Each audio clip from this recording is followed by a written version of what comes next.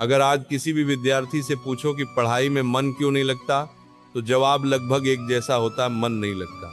लेकिन जरा ईमानदारी से सोचो, मन कैसे लगेगा? दिन भर मोबाइल गेम, सोशल मीडिया, बेवजह की बातें, और रात को सोते समय यह सोच कि सुबह जल्दी उठना है, पढ़ाई करनी है। अलार्म लगाकर सो जाना और फिर अगली सुबह अलार्म की आवाज सुनकर उसे बंद करके दोबारा सो जाना।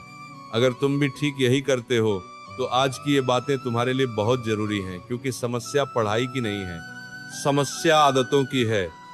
असल में हर विद्यार्थी के अंदर एक आवाज आती है। वो आवाज कहती है, चल उठकर बैठ, 5 मिनट ही सही, थोड़ा पढ़ ले। लेकिन उसी समय दूसरी आवाज भी आती है, पहले मोबाइल देख लेते हैं, कुछ खा लेते हैं, थोड़ी देर टहल आते हैं, फिर पक्का पढ़ेंगे। और इसके बाद क्या होता है ये तुम्हें बताने की जरूरत नहीं। यही टालमटोल धीरे धीरे पढ़ाई को तुम्हारी दिनचर्या से बाहर कर देती है। फिर ऐसा मन बन जाता है कि मोबाइल चलाना, दोस्तों से बातें करना, बाहर घूमना, आराम से सोना सब होगा, लेकिन पढ़ाई नहीं होगी। अब खुद से एक सवाल पूछो, अगर तुम विद्यार्थी हो तो तुम्हारे लिए ज्यादा जरूरी क्या है, फालतू में समय बिताना या पढ़ाई करना? लेकिन जो विद्यार्थी टालमटोल की आदत बना लेता है, उसके पास हर सवाल का एक ही जवाब होता है, कल से करेंगे, कल से पक्का। उसी जोश में बड़े बड़े रूटीन बनते हैं। सुबह 4 बजे उठना, 8 बजे तक पढ़ना, फिर नाश्ता, फिर दोबारा पढ़ाई। मैं दावे से कह सकता हूं, अगर तुम जोश में बनाए गए उस रूटीन का 50% भी सही से निभा लो, तो जहां पढ़ते हो वहां बहुत आगे निकल जाओगे। लेकिन सबसे बड़ी गलती कहां होती है ये समझो।